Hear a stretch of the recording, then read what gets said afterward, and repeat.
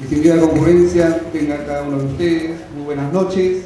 En esta oportunidad, la Dirección de Derechos Humanos del Ilustre Colegio de Abogados de Lima les da el día de hoy su más cordial bienvenida con motivo de llevarse a cabo en breves instantes el Diplomado en Derechos Humanos, Derecho Constitucional y Procesal Constitucional, el mismo que se va a desarrollar en 3 sesiones.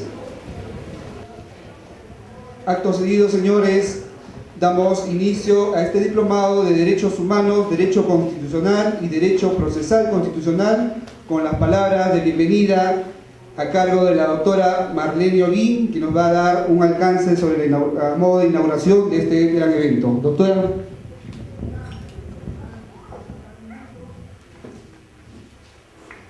Señor doctor Raúl Ferrero Costa, ex-decano del Colegio de Abogados de Lima. Señora doctora Brigitte Bolo, directora de Defensa Gremial. Doctor Johnny Lozano Zabaleta. Abogados, abogadas, señores y señoras. El 10 de diciembre de 1948 se da inicio a un largo camino en defensa de los derechos humanos. En esta oportunidad, el Colegio de Abogados de Lima, a través de la Dirección de Derechos Humanos que me honro en dirigir, ha creído por conveniente capacitar a los abogados, a los miembros de la orden en materia de derechos humanos, con el fin de poder alcanzar temas primordiales como que nos proyecten para el futuro y poder realizar acorde con los desafíos que la profesión nos requiere. Asimismo, debemos desarrollar nuevos instrumentos y métodos de trabajo con la finalidad de enriquecernos con un cúmulo de conocimientos en materia de derechos humanos, derechos vinculados al derecho constitucional y derecho procesal constitucional, a fin de que se vea reflejado no solo en el Perú, sino también a nivel del mundo entero. Por lo tanto, en nombre del Ilustre Colegio de Abogados de Lima, les agradezco su participación en este diplomado que se inicia el día de hoy y terminará el 13 de diciembre, y en esta oportunidad nos honra en recibir la presencia del ex-decano, el doctor Raúl Ferrero Costa, quien hace el inicio y inaugura este evento. Muchas gracias.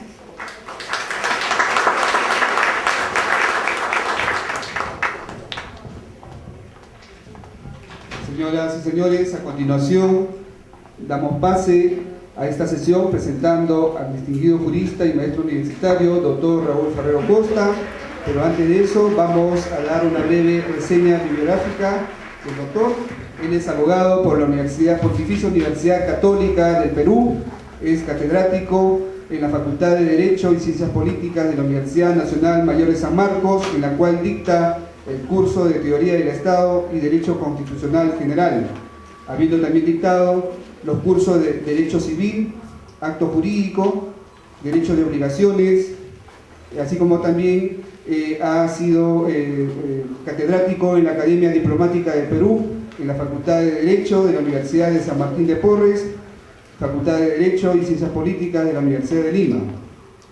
En el año 2003 fue nombrado profesor emérito de la Universidad Nacional Mayor de San Marcos. La Facultad de Derecho lo condecoró con la medalla José León Barandiarán, que es la más alta distinción que concede dicha facultad.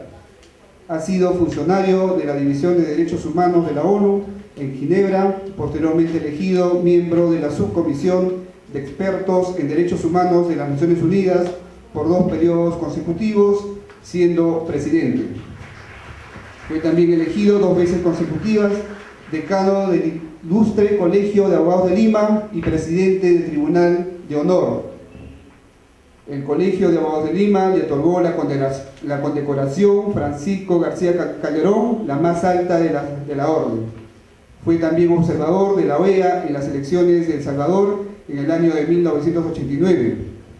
Senador de la República, presidente de la Comisión de Justicia, miembro de la Sociedad Peruana de Derecho Constitucional, miembro del número de la Academia Peruana de Derecho, miembro titular de la Sociedad Peruana de Derecho Internacional, miembro de la Comisión Reformadora de la Constitución, nombrado por el gobierno de Valentín Paniagua, miembro del Consejo Consultivo de la Facultad de Derecho de la Universidad de Lima, miembro de las comisiones consultivas de Constitución y Reglamento, así como de la de Justicia del Congreso de la República, miembro de la Junta de Alto Nivel nombrada por el primer ministro para asesorar el gobierno, año 2012-2013, el Pleno del Congreso de la República, por su destacada labor parlamentaria, le otorgó la Medalla de Defensa de la Democracia y en la actualidad es socio del estudio Ferrero Abogados, en el cual ejerce su profesión de abogado desde el año 1965.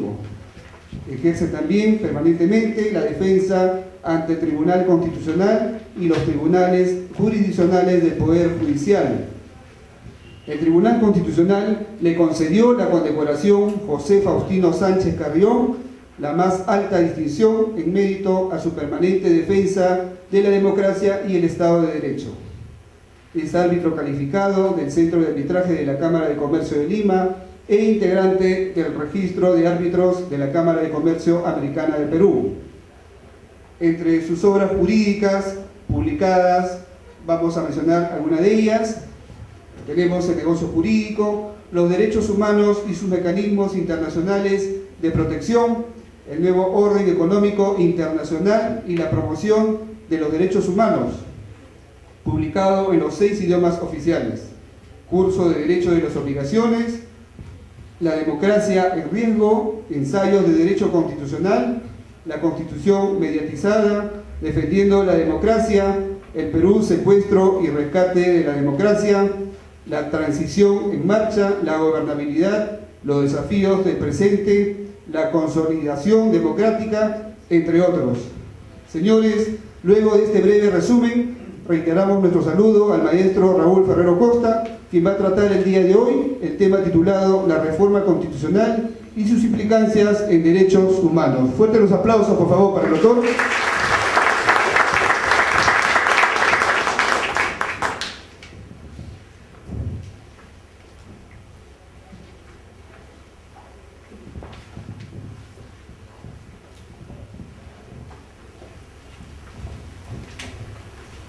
Muy buenas noches.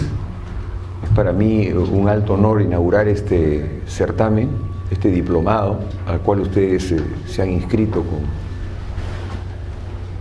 tanta expectativa, que esperamos que los que nos toque exponer estemos a la altura de las ideas y sobre todo a la altura de lo que ustedes se merecen. Quiero comenzar por agradecer a la doctora Marlene Holguín Castro por su esmerado propósito logrado de organizar este evento, que veo que ha sido muy exitoso por la presencia de ustedes.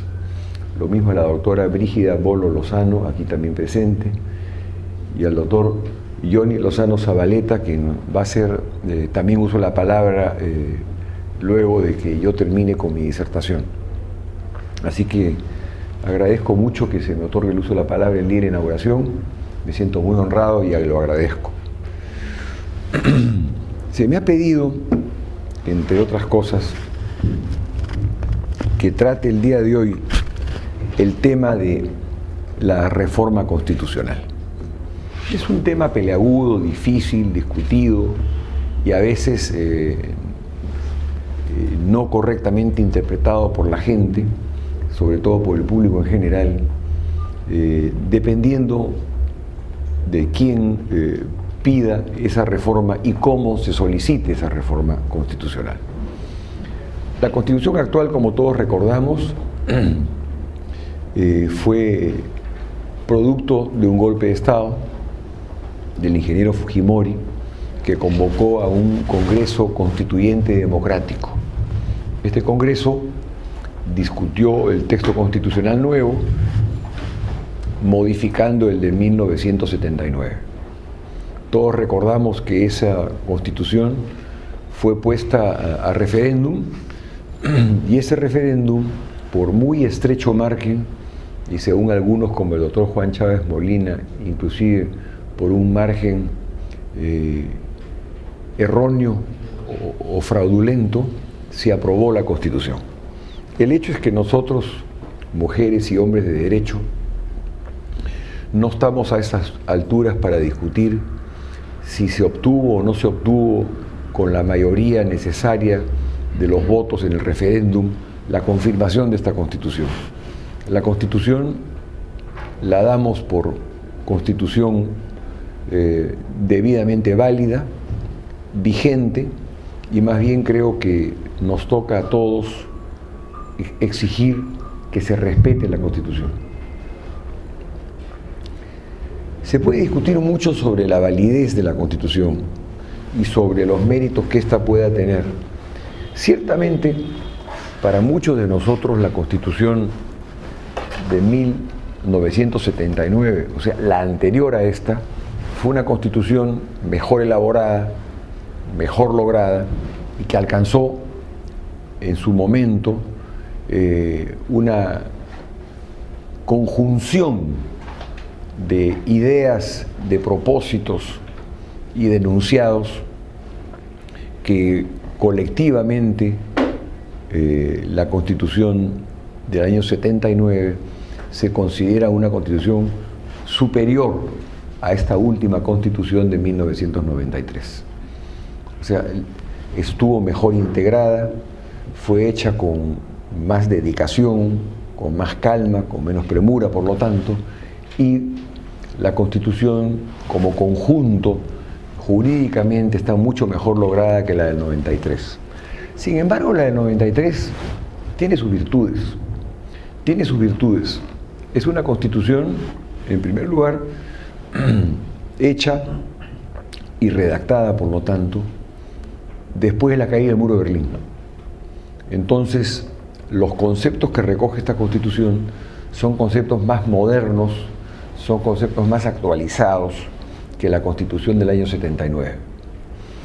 La Constitución nueva, la del 93, orgánicamente tiene algunas virtudes. Por ejemplo, la Constitución anterior no tenía instituido la Defensoría del Pueblo como un organismo independiente, era parte del Ministerio Público. No existía, por lo tanto, la Defensoría del Pueblo autónoma, como es hoy, como un organismo del Estado que tiene un manejo absolutamente independiente del Ministerio Público. Es decir, no tiene inclusive relación directa con el Ministerio Público. No se cruzan en ningún momento las autonomías de una institución con las de la otra, como era antes, que era una dependencia del Ministerio Público. Y además, la Constitución actual tiene la virtud de ser una Constitución más moderna, sobre todo en el capítulo económico. En el capítulo económico se pone a la vanguardia de las constituciones de América Latina, elaborando un capítulo bastante inteligentemente y que nos ha colocado, gracias a Dios, en una situación en que se ha impuesto un sistema económico que, entre otras cosas, nos ha permitido que en los años de vigencia de la nueva Constitución el país haya alcanzado niveles de crecimiento y niveles de desarrollo mucho más altos de lo que se tenían anteriormente. La pregunta que se hacen muchos es: ¿hasta dónde vale la pena ir hacia una reforma de la Constitución? Entonces, antes de eso, tenemos que preguntarnos hasta dónde es necesaria o cuál es el propósito de una Constitución. Una Constitución tiene como propósito fundamental crear las reglas e instituciones que permitan a los ciudadanos, a todos nosotros, poder resistir del poder, es decir, controlar al poder. La Constitución está hecha no para imponer un abuso de poder de parte del gobierno, sino para controlar a través de los ciudadanos a las autoridades elegidas o no que manejen y que estén a cargo del ejercicio del poder. La virtud de una Constitución, entonces, es que gracias a ella se crean instituciones que le dan a la ciudadanía las seguridades de que se van a respetar sus derechos fundamentales y que además se van a respetar las instituciones por ella creadas para darle a la sociedad una organización más justa y que patentice en sus propias reglas la defensa de la persona y la defensa de los derechos de la persona. Por eso la parte dogmática, llamada así, de la Constitución es toda la parte en que se defienden los derechos humanos. Y la parte orgánica es donde se estructura, muchas gracias, muy amable, gracias, donde se estructura el Estado como ente capaz de darle y servir a los ciudadanos para darles a ellos el tipo de vida que se merece. Vale la pena para quienes hemos sido inclusive elegidos, como es mi caso, el año 1979, al Senado de la República como senadores y haber ejercido el cargo durante 2 años hasta el golpe militar del ingeniero Fujimori en 1992, vale la pena que se deje sin efecto esta Constitución y organicemos una elección para hacer una nueva Constitución. ¿Hay lo que llamaba Valentín Paniagua acaso un ánimus constitucional? ¿Hay un ánimus constituyente? ¿Un ánimus realmente de cambiar toda la Constitución? Yo creo que no. Yo creo sinceramente que no. Que estamos para ocuparnos de otras cosas que en este momento nos exigen nuestra atención prioritaria antes que elaborar un nuevo documento constitucional que, si tuviéramos el tiempo y no tuviéramos los ajetreos diarios a los cuales estamos afectos todos nosotros, sería estupendo redactar una nueva Constitución. Pero lo que no es dable en estas condiciones es que si se diera una nueva Constitución y llamáramos a una asamblea constituyente para redactar esa Constitución, esa asamblea constituyente tendría un poder inmenso. No olvidemos que nosotros tenemos un parlamento constituido. Si nosotros, o si el parlamento decidiese crear una asamblea constituyente para que redacte una nueva Constitución, se corre el mismo parlamento el riesgo de que la nueva asamblea constituyente se sienta con tantos poderes que termine hasta destituyendo al Congreso, porque la Constitución, como todos sabemos, lo puede todo. La Constitución y una asamblea constituyente que hace la Constitución tiene plenos poderes. No hay asamblea constituyente que esté limitada. Inclusive la Constitución del 79, convocada el 78 por el gobierno entonces de los militares, puso una serie de cortapisas.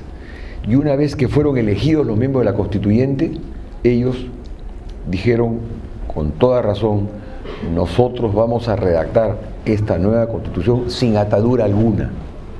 Hicieron una constitución realmente de alto nivel y muy moderna para su época en 1979. Nosotros pensamos que a estas alturas pedir una asamblea constituyente más sería el desorden y más sería la inestabilidad que se crearía si pretendemos hacer una nueva constitución vía asamblea constituyente. Quizás lo práctico, y por lo menos nosotros pensamos así, es ir a la reforma de la Constitución tal y cual lo establece la actual Constitución y sus mismos sistemas de reforma. Es decir, se requieren o mayoría simple en primera votación y, en su defecto, si no se alcanzan los 2/3, llamar a referéndum para aprobar una Constitución. Entonces el Parlamento podría perfectamente bien elaborar una Constitución hoy día, un proyecto constitucional, y aprobarlo por mayoría. Pero no entraría en vigencia si es que no se llama un referéndum confirmatorio para que el referéndum la apruebe. O sea, siempre es indispensable cuando es aprobada por simple mayoría. Cabe perfectamente cambiar la Constitución mediante el Parlamento con 2 legislaturas ordinarias consecutivas que confirmen la reforma constitucional. Eso es perfectamente factible. Entonces nosotros pensamos que lo que se puede hacer es una reforma parcial de la Constitución, una reforma por artículos de la Constitución, una reforma inclusive por capítulos si es que se quiere, pero de manera parcial mediante 2 legislaturas ordinarias que el Parlamento podría realizar. Las ordinarias, recuerden ustedes que son todas las legislaturas que arrancan el 28 de julio y que terminan el 15 de diciembre. Las legislaturas de abril hasta junio o julio son segundas legislaturas y por lo tanto no tienen la capacidad para poder confirmar la reforma de la Constitución. Tiene que ser legislaturas ordinarias, o sea, la primera legislatura del año, que es justamente la que comienza después de 28 de julio, y comienza después de 28 de julio porque en 28 de julio es que asume el poder los congresistas y así como el presidente de la República cada 5 años. Se puede hacer una reforma constitucional parcial. Nosotros somos partidarios de eso, de que en todo caso cualquier reforma que se haga a la Constitución se haga de manera parcial. Entonces, ¿qué cosas valdría la pena, pensamos nosotros, reformar? La Constitución del Parlamento en la actualidad es un Parlamento unicameral, como todos lo sabemos. Es decir, es una sola Cámara y esa sola Cámara lo que tiene es doble votación a veces para que el mismo proyecto lo apruebe la misma Cámara en segunda oportunidad para mejorar lo aprobado en la primera legislatura. La verdad es que el sistema existente es un sistema unicameral que no es lo más deseable. En América Latina y en el mundo entero, nos decía nuestro amigo Pedro Planas, que hizo un estudio enjundioso al respecto, solamente tienen parlamentos unicamerales los países con menos de 13 millones de habitantes. Es decir, países como Perú, con 30 millones de habitantes, tienen, por lo general, y diría yo, siempre, parlamentos bicamerales, donde existen 2 cámaras. Una la Cámara de Representantes, que llamada Cámara de Diputados, y otra el Senado, como es en Estados Unidos. Ustedes están viendo ahora, con este cierre parcial de las oficinas del Congreso y las oficinas estatales, porque no se ponen de acuerdo con el presupuesto, los republicanos tienen mayoría en la Cámara de Representantes, o sea, en diputados. Y el Partido Demócrata, Partido de Gobierno, tiene mayoría en la Cámara de Senadores. Entonces tienen que entrar a una negociación para aprobar un presupuesto donde la gran discusión es si se aprueba o no la reforma de la salud que quiere Obama. Obama quiere que Estados Unidos tenga un sistema de salud universal. Y en eso tiene razón. Hay que pensar en la gente de menores recursos, de menores posibilidades, cómo necesitan ellos realmente tener una asistencia social completa y no solamente que privilegie a algunos a los que pueden acceder a ella. Es decir, hoy en día en Estados Unidos se está discutiendo si 48 millones de habitantes tienen acceso a la salud o no, de acuerdo al programa que ha establecido e impuesto el gobierno y que está siendo cuestionado por la Cámara de Representantes porque considera que es demasiado gasto. El hecho es que el Perú siempre ha tenido parlamentos bicamerales, salvo excepcionalmente al comienzo de la República, que tuvo 3 cámaras, y después, por muy corta duración de meses, parlamento unicameral. La tradición peruana, es que el Parlamento sea bicameral. Una Cámara de Diputados y una Cámara de Senadores. Diputados, la Cámara política.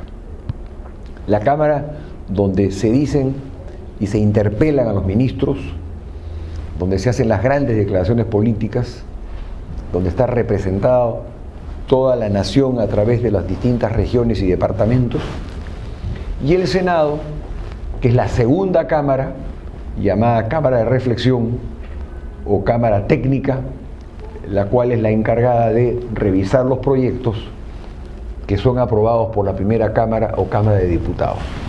Esto funcionó muy bien.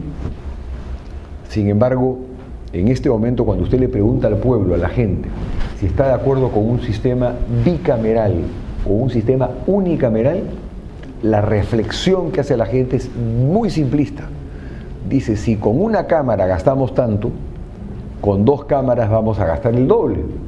Y por lo tanto, como el Parlamento está desprestigiado, mejor es mantener una sola cámara para tener una sola cámara mala que tener dos cámaras malas. Una reflexión de lo más simplista, pero realista. Este es lo que la gente piensa. El Parlamento tiene un grado de aceptación que es bajísimo. En la última encuesta de GFK y otra de apoyo, el Parlamento actual tiene un respaldo del 9%. O sea, nada. Nunca el Parlamento ha estado tan bajo, ¿no? de aceptación y de popularidad, ¿no? Si ustedes creen que el presidente de la República está bajísimo, porque tiene 29%, o sea, 30%, el pobre Congreso no tiene el 10%, o sea, que la décima parte. Y en el Perú, aunque es curioso, pero los presidentes de la República, no sé por qué razón en las últimas décadas, se manejan con aceptaciones muy bajas. O sea, los países de América Latina no tienen los gobernantes aceptaciones tan bajas como las nuestras. ¿Ustedes recuerdan cuáles eran los porcentajes de aceptación de Alan García en su gobierno? Estaban alrededor del 20%. Y con el presidente Toledo llegó un momento en que estaba en 12, 11%. Aceptaciones bajísimas. Ustedes ven, por ejemplo, Piñera en Chile, que no es popular, que no es un presidente muy popular, se maneja con 29, 30%, más o menos. Pero presidentes como la misma señora Kirchner en Argentina se maneja con popularidades del 40 y tantos %. La presidenta de Brasil, por el estilo, aunque ahora ha bajado un poco con todas estas protestas que hay ahora en Brasil, desgraciadamente hay mucha disconformidad por la corrupción, según dicen, por la corrupción. La corrupción es lo que más daño le está haciendo a Brasil. Pero en general, el Parlamento, siendo esencial dentro de un sistema democrático, no goza de gran aceptación popular. Entonces hay que reformar el Parlamento.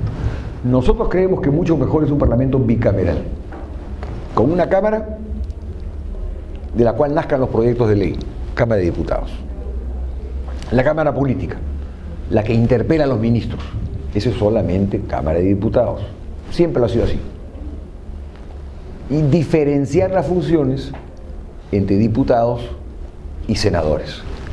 La segunda Cámara es la Cámara de Reflexión, a donde llegan los proyectos de ley aprobados por la Cámara de Diputados y son reconsiderados. Los reexamina la segunda Cámara, o sea, el Senado, y si está en desacuerdo con el proyecto aprobado por la Cámara de Diputados, lo devuelve a diputados.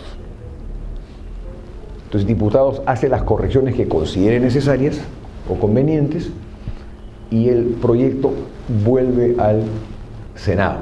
O sea, se convierte el Senado, como es en todas las democracias, por lo menos todas las democracias europeas tienen sistema bicameral, dicho sea paso, salvo los países nórdicos, donde tienen más o menos 8 o 9 millones de habitantes.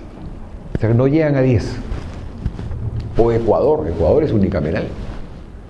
¿Pero cuántos habitantes tiene Ecuador? Pues 10 millones. Pero ningún país que tenga 30 millones de habitantes, como es el caso del Perú, tiene un parlamento unicameral. Entonces, la Cámara de Senadores tiene dos propósitos. Primero, al ser segunda Cámara, es Cámara revisora. Segundo, es Cámara no solamente revisora, sino reflexiva. es la Cámara que hace la reflexión a los proyectos aprobados por la primera Cámara, la Cámara de Diputados, porque hay además un hecho que es muy importante. Entre la aprobación de un proyecto de ley por la Cámara de Diputados y la de senadores, media un espacio de tiempo, pues un mes, 2 meses, y eso permite que entre el proyecto aprobado por diputados y el proyecto que va al Senado, la población, el público en general y la opinión pública pueda pronunciarse. Entonces se escucha la opinión ciudadana. Salud. Y eso es muy importante, que la opinión ciudadana se manifieste y se exprese libremente.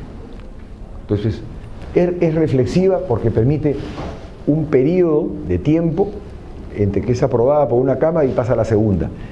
Y además porque la segunda, que normalmente está integrada por gente un poquito mayor que la gente que va a diputados, los diputados normalmente pueden ser elegidos a partir de los 25 años. El Senado es a partir de los 35 años. Cuando nosotros estábamos en el Senado, teníamos gente que tenía mayor experiencia, con más recorrido en la política, que nos enseñaba mucho. Me acuerdo pues de Luis Alberto Sánchez, por ejemplo, ¿no? Era un hombre de una gran capacidad y una gran inteligencia y una gran experiencia. Entonces la gente más experimentada iba al Senado y la menos experimentada a diputados.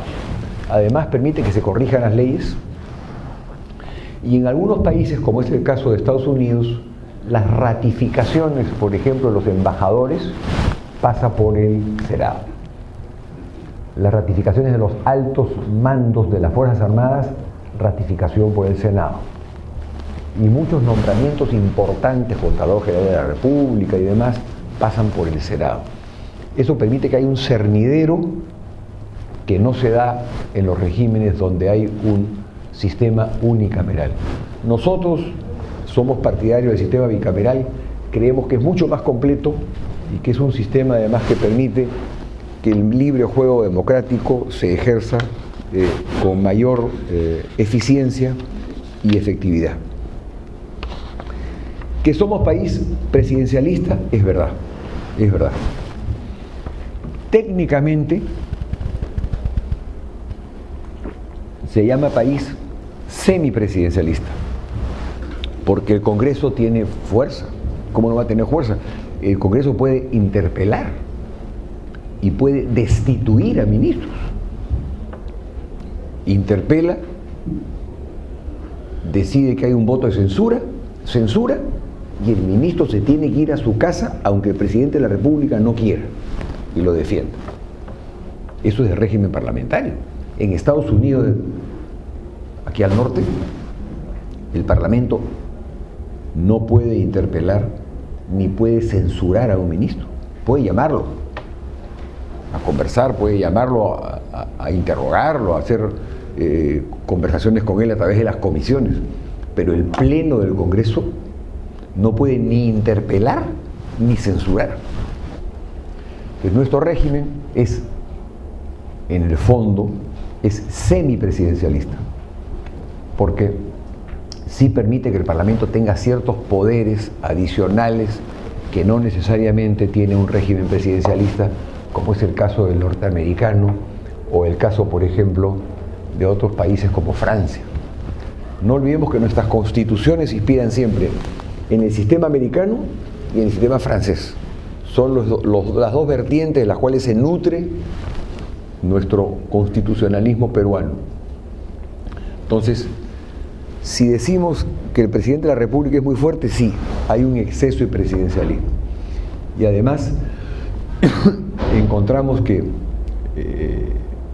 la idea de que el presidente de la República pueda emitir decretos de urgencia es buena, que es conveniente.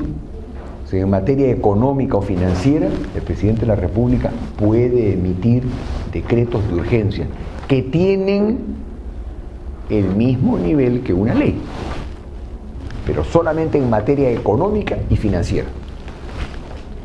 Nosotros nos permitimos sugerir de que se pueda mantener ese régimen de los decretos de urgencia, pero siempre que se revisen obligatoriamente entre los 90 días.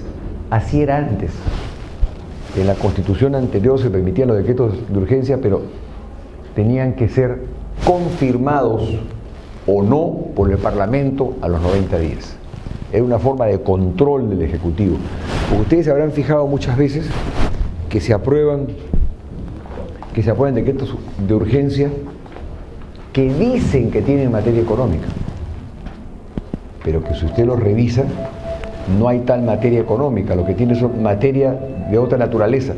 Puede ser seguridad social, puede ser agricultura, pero le dan un tinte económico o financiero para pasarlo por decreto de urgencia.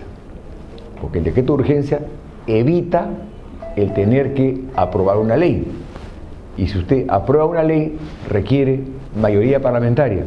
Y a veces no se tienen las mayorías parlamentarias, el Poder Ejecutivo se lanza a hacer sus decretos de urgencia. Eso es bueno. Y cuando no, lo que sí autoriza la Constitución es en algunos casos que se permitan los decretos legislativos.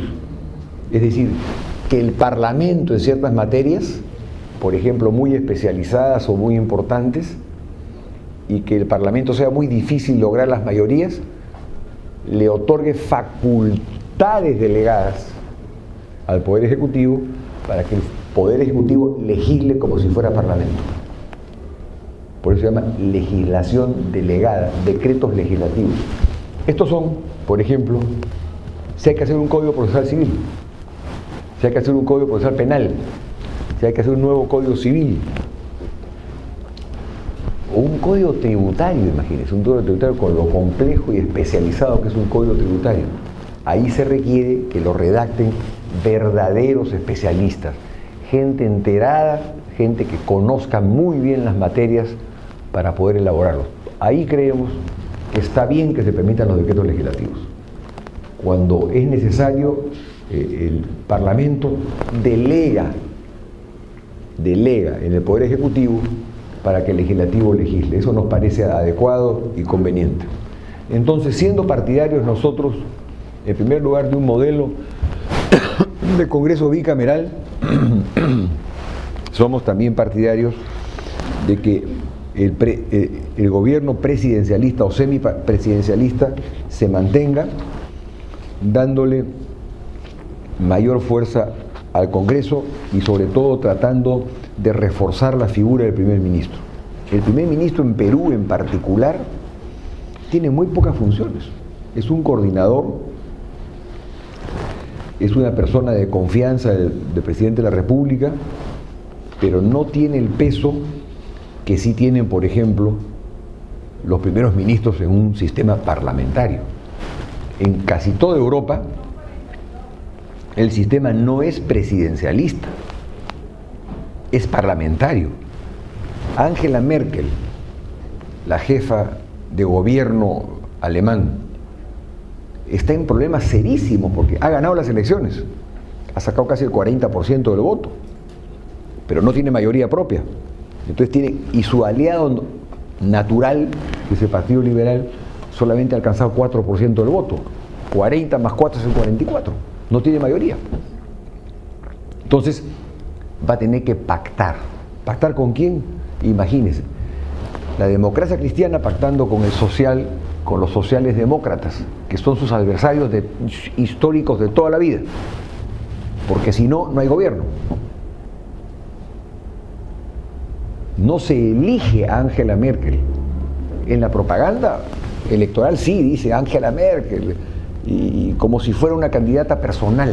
No, ahí se elige al Parlamento, se elige a las fuerzas políticas al Parlamento, y las fuerzas políticas en el Parlamento escogen al primer ministro. El sistema es muy bueno y le ha dado muy buenos resultados a toda Europa. España, por supuesto, es naturalmente también gobierno parlamentario, ni qué decir Inglaterra. Inglaterra es gobierno parlamentario por esencia, ¿no?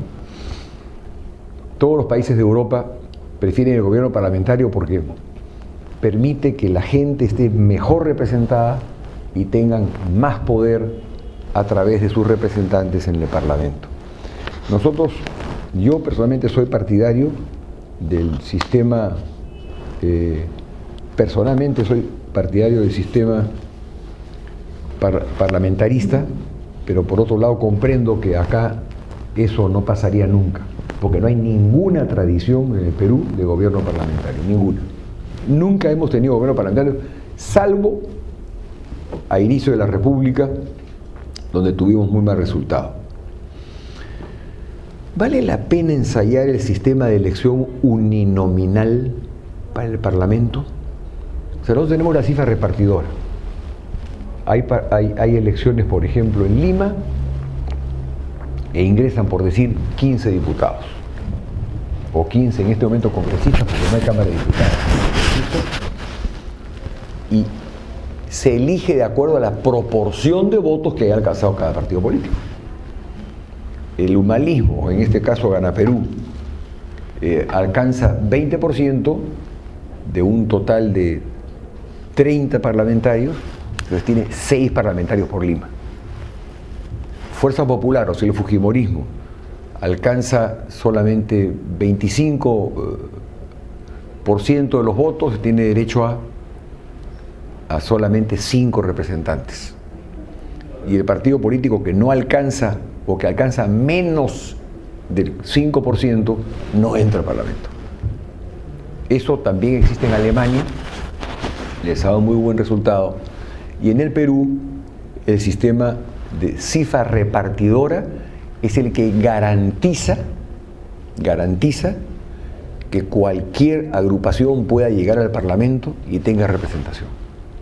Si fuera uninominal, como es en Inglaterra, o como también es en Estados Unidos, por una circunscripción, digamos, se divide la República en muchas circunscripciones.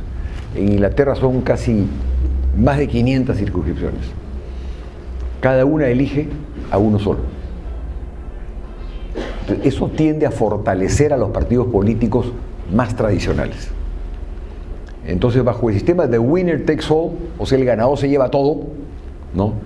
Si en Lima hay una elección y dividimos Lima, por ejemplo, en San Juan del Urigancho por un lado, San Isidro, Miraflores y La Molina por otro lado, Los Olivos, que es muy grande, por otro lado, hiciéramos elección uninominal, cada circunscripción elegiría a un solo parlamentario. El problema del sistema uninominal, y por eso no se ha establecido en el Perú, versus la cifra repartidora, es que podría dejar fuera del Congreso a muchos grupos importantes sin representación. Pero nosotros personalmente somos más partidarios del sistema actual de cifra repartidora, donde por porcentajes ingresan los representantes de cualquier grupo social, cualquier grupo religioso o cualquier grupo que piense como quiera pensar. Sin embargo, hay que reconocer que el sistema uninominal ha fortalecido mucho la democracia en Inglaterra, porque permite que sean pocos los partidos políticos, porque favorece a los grandes partidos y favorece y premia a los que ganan en votación uninominal. Por eso a nosotros no nos parece bien cambiar al sistema uninominal. ¿Creemos que deberíamos regresar al preámbulo de la Constitución del 79? Realmente creemos que sí, porque es mucho más completo, es un preámbulo más rico y es un preámbulo que es inmensamente superior al preámbulo de la Constitución actual, que es la Constitución vigente, la del 93. Creemos que debería haber una sanción al rompimiento del orden constitucional. La Constitución anterior tenía una sanción drástica a quienes rompieran el ordenamiento constitucional. Pero igual, un día, Fujimori, un día domingo, 5 de abril, decidió con el Servicio de Inteligencia dar un golpe de Estado y dio un golpe de Estado, con la prohibición expresa de la Constitución de que nadie podía romper el orden constitucional. Y si lo rompía, podían ser imputables de una responsabilidad tan grande como para poder incautarles sus propios bienes y dejarlos en la inopia. Ni aún con ese precepto se evitó que sucediera lo que sucedió el 5 de abril del 92, que fue un golpe de Estado. De la noche a la mañana, a las 10 de la noche de un día domingo, 5 de abril, se nos avisó, yo era senador de la República en esa época, que Fujimori estaba en la televisión diciendo que clausuraba el Parlamento. Como dicen acá, más de uno, disolver. Y disolvió al Parlamento, pues, sin consulta, sin nada, ¿no? Y nosotros salimos a protestar por eso, pero la Fuerza Armada lo respaldó. Sobre todo porque estaba ya manejada por Servicio de Inteligencia y por Montesinos, ¿no? Entonces, ¿de qué vale un precepto que sea durísimo contra los golpes de Estado? Yo creo que vale como principio, vale como idea, vale como instrumento para poder disuadir a algunos que son respetuosos de la Constitución. Pero de hecho en el Perú han habido pues cantidad de golpes de Estado. O sea, tanto es que en el Perú hasta el año 1872, los primeros 50 años de república, no tuvimos ningún gobernante elegido. Todos eran militares. Los gobernantes eran militares. Toda la primera república durante 50 años, los gobiernos fueron militares. Pero igual creemos que debe haber una sanción drástica para el rompimiento del orden constitucional, cosa que no contiene la Constitución actual, por supuesto, porque naturalmente nació de un golpe de Estado desde el gobierno, que es lo más raro, porque normalmente el golpe lo dan los militares fuera del gobierno. Acá se dio un golpe de Estado desde el gobierno, lo que se llamó el autogolpe de Fujimori. Renovación parcial del Parlamento. Y yo lo que he notado es que cuando se habla de cualquier cosa que sea cambiar al Parlamento actual, la gente lo ve con simpatía. Si usted dice renovación parcial, qué buena idea, qué buena idea. Revocatoria de los parlamentarios, qué buena idea. Las dos cosas serían un desastre. Porque imagínense lo que sería si la revocatoria de la alcaldesa de Lima la estamos viviendo nosotros, ha creado tal desorden en la ciudad. Es decir, ciudades tan desordenadas como Lima hay pocas, ¿eh? El tránsito de Lima es casi, bueno, le dicen caos, la verdad que es caótico, pues es la palabra adecuada, es caótico. Además, todos los días se siguen importando más carros. ¿Eso qué pasa? ¿Está marchando usted? Qué buena música tiene, ¿no? Muy moderna la señora. Entonces, se importan 125.000 automóviles más cada año. Yo recuerdo, yo vivo en La Molina y trabajo por acá, y me demoraba al comienzo, cuando recién hice mi casa, unos 20 minutos, 18 minutos. Ahora es 1 hora con suerte, y para eso hay que salir a cierta hora y regresar a cierta hora, agarrarle el truco para hacer 1 hora, y lo hago en 1 hora, sin riesgo de mi vida, porque ni el carro tampoco, ni la integridad de mi automóvil, pero es riesgoso. Hoy día manejar en Lima es riesgosísimo. Hay que ser realmente muy habilidoso en el manejo para no chocar, ¿no? Para que no lo choquen, ¿no? Yo creo que la inestabilidad que generaría una elección parcial del Parlamento sería imprudente en el Perú. ¿Qué cosa es elección parcial? Elegimos un Parlamento por 5 años.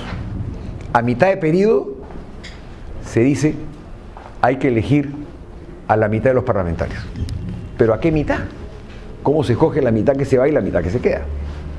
Entonces, lo que se hace normalmente en los parlamentos, como es en Estados Unidos, como es en Gran Bretaña, como es en en Francia, es a mitad de periodo se organiza una elección para cambiar la mitad del Parlamento. Pero la primera vez que se hace esto es por sorteo. Unos son elegidos por 5 años y otros por 2 años y medio. En realidad no es así, porque allá es cada 2 años son las elecciones, porque la elección parlamentaria es por 4 años y el Senado es por 6, entonces es mucho más largo. Pero aquí, hacer elecciones a mitad de periodo, elecciones parlamentarias, sería inconveniente. Como creemos que es inconveniente también la revocatoria de los parlamentarios. Porque hemos visto lo que ha pasado con Lima. A Susana Villarán, que se le eligió por 4 años, a los 2 años, ni bien se había sentado en su escaño o en su silla de alcaldesa, y ya estaban comenzando a recolectar firmas. Cosa que no se puede, dicho sea de paso, ¿no? Tiene que haber pasado siquiera 1 año, ¿no? Y antes del segundo año presentarse las firmas. Pero vino la revocatoria y no la han revocado por un pelo, pero sin embargo la han dejado muy débil, muy débil. Hoy día no se siente a la alcaldesa con el poder que tenía cuando arrancó, cuando comenzó, ni tampoco es como los alcaldes anteriores, que eran alcaldes por 4 años, ¿no? Después se los bajó también a 3 años. No importa el periodo, puede ser 4 o 5, pero la idea de la revocatoria parlamentaria generaría una situación caótica. Porque imagínense con revocatoria de Parlamento hoy, que el Parlamento tiene 9% de aceptación o 10%. Serían revocados todos. Tendríamos que hacer nuevas elecciones para parlamentarios.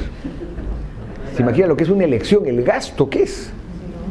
No solamente el gasto económico, el gasto psicológico de todos nosotros. Es tremendo, es un desorden. La revocatoria congresal no existe en ninguna democracia que se respete. En ninguna. Hay revocatoria en algunos estados, en Estados Unidos, pero para nivel